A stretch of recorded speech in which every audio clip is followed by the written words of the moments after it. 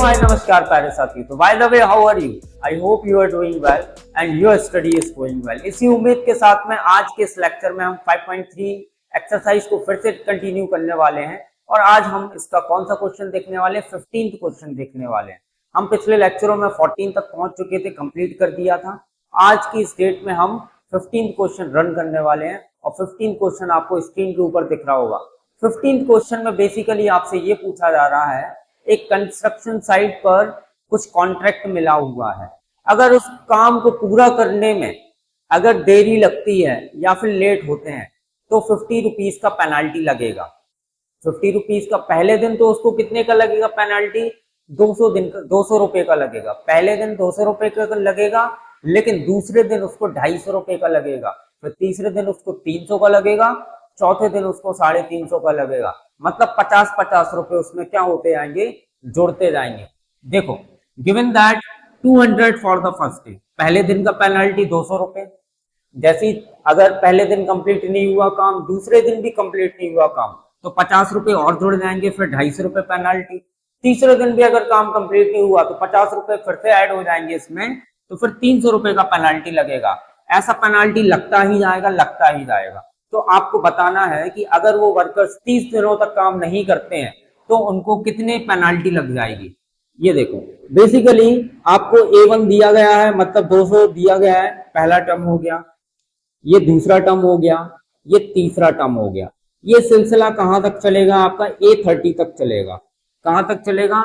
A30 तक चलेगा। यहां पर 30वां टर्म है, ठीक है ना। सबसे पहले अपन A30 निकाल लेते हैं, या फिर A का वैल्यू देख लो। पहले A का वैल्यू आपका 200 हो गया, D आपका हो गया 50 हो गया, क्लियर है। और आप सबसे पहले A30 निकाल लो। A30 क्या हो जाएगा? A30 हो जाएगा A + 29D। The value of A is 200 and the value of D is 50। Then 200 plus multiply कर दो, 5 9 द 45, कैरी आई 4, 5 2 द 10 एंड 4 14, 0 1450। 1450 में कितना प्लस कर दो? 200 प्लस कर दो, कितना आ जाएगा? 1650 आ जाएगा, 1650 आ जाएगा। मतलब आपको 30वें दिन 1650 रुपए का पेनाल्टी लगेगा। आपका A30 कितना आ गया? 1650 आ गया, जो कि आपको बोर्ड पर दिख रहा होगा। A30 आपका 1650 आ गया। इसके बाद हम क्या करेंगे? पहले दिन का पेनाल्टी, दूसरे दिन का पेनाल्टी, तीसरे का, चौथे का, और एट द एंड A30 तक ये पूरी सीरीज को क्या कर देंगे? प्लस कर देंगे। इन सारी डिजिट्स को प्लस करने वाले हैं, इन सारे पैसों को हम ऐड करने वाले हैं, 200 को, 250, 300, A30 तक, ठीक है ना। तो सम का आप लास्ट टर्म लगा देना, लास्ट टर्म वाला फॉर्मूला लगा देना। क्या होता है? Sn equals to n by 2 A plus L।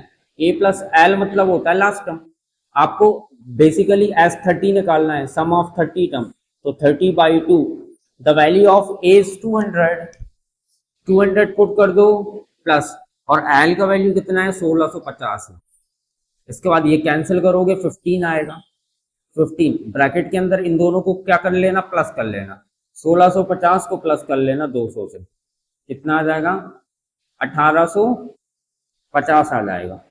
अब 1850 का मल्टीप्लीकेशन ऑफ 15 से कर लेना, 5 0 0, 5 5 25, कैरी 5 8 40, 42, 9 0 5 8 1, 0 5 7 7, कैरी 1 2, कितना आ जाएगा? 27750 आ जाएगा। मतलब आपको पूरे 30 दिनों की पेनाल्टी लगभग नहीं, एग्जैक्टली 27,750 जो है पे करनी पड़ेगी अगर आपका काम 30 दिनों तक डिले जाएगा। तो आपको बोर्ड के ऊपर एक नया क्वेश्चन दिख रहा होगा, 16th क्वेश्चन दिख रहा होगा। 16th क्वेश्चन में बेसिकली क्या करना है? देखो, आपको स्कूल में कैश प्राइज डिस्ट्रीब्यूशन हो रहा है, प्राइज बांटे जा रहे हैं, ठीक है। तो वो प्राइज कैश प्राइज होने वाला है। आपको स्कूल में कोई बंदा आपको प्राइज देने आया है, कोई टीचर सर प्राइज देने आया है, उसके कुल जेब में, पॉकेट में 700 रुपए रखे हुए हैं। 700 रुपए से वो पूरे कैश प्राइज डिस्ट्रीब्यूट करेगा, और डिस्ट्रीब्यूट होने के लिए वहां पर सिर्फ 7 बच्चे हैं। कितने बच्चे हैं? 7 बच्चे हैं। और कंडीशन ये है कि अगर पहले बच्चे को, अब मान के चलते हैं पहले बच्चे को 100 रुपए मिल गया, तो दूसरे बच्चे को 20 रुपए कम मिलेगा। क्वेश्चन ये बोल रहा है, क्वेश्चन ये बोल रहा है कि पिछले वाले से अगले वाले को 20 रुपए कम प्राइस मिलेगा। चलो ये समझो, यहां पर देखो, यहां पर समझ में आएगा। टोटल मनी 700 रुपए है, 7 कैश प्राइजेस बांटते हैं, ठीक है ना। और पहले वाले को जितना मिलेगा और दूसरे वाले को 20 रुपए कम मिलेंगे। समझ में आया, दूसरे वाले को 20 रुपए कम मिलेंगे। तो पहले वाले को कितने मिले नहीं पता अपन को। एक काम कर लेते हैं, सपोज कर लेते हैं, let the first price is small a. पहला प्राइस स्मॉल ए है, तो दूसरा प्राइस कितना हो जाएगा, 20 रुपए कम हो जाएगा। तीसरा प्राइस क्या हो जाएगा, ए माइनस 40 हो जाएगा। चौथा प्राइस क्या हो जाएगा, ए माइनस 60 हो जाएगा। उसके बाद ए माइनस 80 हो जाएगा, फिर ए माइनस 100 हो जाएगा, फिर ए माइनस 120 हो जाएगा। ये देखो 7 हो गए ना, 1 2 3 4 5 6 7, 7 कैश प्राइजेस हो गए। क्लियर है। सातों टर्मों का सम कितना दिया गया था, 700 दिया गया था। मतलब आपको Sn की भी वैल्यू गिवन दे रखी है, 700 है। Sn मतलब 7 टर्मों का सम 700 दे के रखा है। इतना क्लियर हो गया। इसके बाद देखो क्या करना है, इसके बाद अपन को प्राइसेस निकालने हैं कि पहले बच्चे को कितना प्राइस मिल रहा है, दूसरे को कितना मिल रहा है, तीसरे को कितना मिल रहा है। तो इसके बाद अपन कॉमन डिफरेंस और देख लो। इसका कॉमन डिफरेंस हम कैसे निकालते हैं, second term minus first term होता है। Second term is a minus 20, a minus 20 से a घटा देना, minus a plus a cancel हो गया, मतलब माइनस 20 आ गया। ओवरऑल देखा जाए तो d का वैल्यू माइनस 20 आ गया। अब आप S7 निकाल लो। S7 क्या होता है, 7/2 2a plus n minus 1 d। अब n की प्लेस पर हम 7 लिख सकते हैं और d की प्लेस पर हम माइनस 20 भी लिख सकते हैं। माइनस 20 लिख दो, S7 की प्लेस पर 700 लिख दो। इस 2 को ऊपर ले जाओ, 7 को नीचे ले जाओ, multiply 2/7 equals to 2a plus minus कर दो, कितना आ जाएगा, 6 मल्टीप्लाई माइनस का 20। 7 से कैंसिल हो जाएगा 100 टाइम, 100 का मल्टीप्लाई 2 में होगा 200 आ जाएगा, इक्वल्स टू 2a माइनस 120 आ जाएगा। माइनस 120 को ट्रांसफर कर दो तो 200 माइनस 120, सॉरी माइनस नहीं प्लस आएगा। यहाँ पर ट्रांसफर कर रहे हैं ना, माइनस वाला इस साइड पॉजिटिव हो जाएगा। दोनों को प्लस कर दो, कितना आ जाएगा, 320 इक्वल्स टू 2a। कैंसिल कर दो, 2 1 2 6 0, मतलब a का वैल्यू कितना आ जाएगा, 160 आ जाएगा। मतलब आपको फर्स्ट प्राइस देखने को मिला 160 रुपए। अब सेकंड प्राइस देखो, सेकंड प्राइस क्या था अपना, सेकंड प्राइस था a माइनस 20 था। मतलब a माइनस 20 मतलब 160 माइनस 20, मतलब सेकंड वाले स्टूडेंट को 140 रुपीज मिलेंगे। थर्ड वाले को कितने मिलेंगे, फिर से 20 कम मिलेंगे, फिर से 20 कम मिलेंगे। 140 से 20 घटा दो या फिर इसमें डाल दो, a माइनस 40 में डाल दो। a का वैल्यू 160 है, 160 माइनस 40 कितना हो जाएगा, 120 हो जाएगा। इसके बाद फोर्थ प्राइस देख लो। फोर्थ प्राइस में क्या होगा, फोर्थ प्राइस में 1 2 3 4, मतलब a माइनस 60 में वैल्यू डालना पड़ेगा। a का वैल्यू 160 माइनस 60 कितना आ जाएगा, 100 आ जाएगा। फोर्थ प्राइस हो गया। फिफ्थ भी देख लो, फिफ्थ प्राइस आपका क्या हो जाएगा, a माइनस 80 हो जाएगा। a का वैल्यू पुट कर दो 160 माइनस 80, और माइनस करोगे तो कितना आ जाएगा, 80 आ जाएगा। इसके बाद सिक्स्थ प्राइस निकाल लेना, सेवेंथ प्राइस निकाल लेना, ये सारे आपके आंसर्स हो जाएंगे। आई होप आपको ये क्वेश्चन समझ में आया होगा। चलिए 17th क्वेश्चन स्टार्ट कर देते हैं। आपको बोर्ड पर दिख रहा होगा।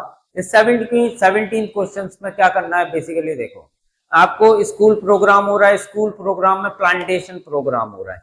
प्लांटेशन प्रोग्राम में स्कूल के इर्द गिर्द आपको पेड़ लगाने हैं, ठीक है ना। और इर्द गिर्द कैसे पेड़ लगाने हैं देखो। और सिचुएशन क्या है, सिचुएशन ये है कि it was decided that number of trees that each section of each class will plant.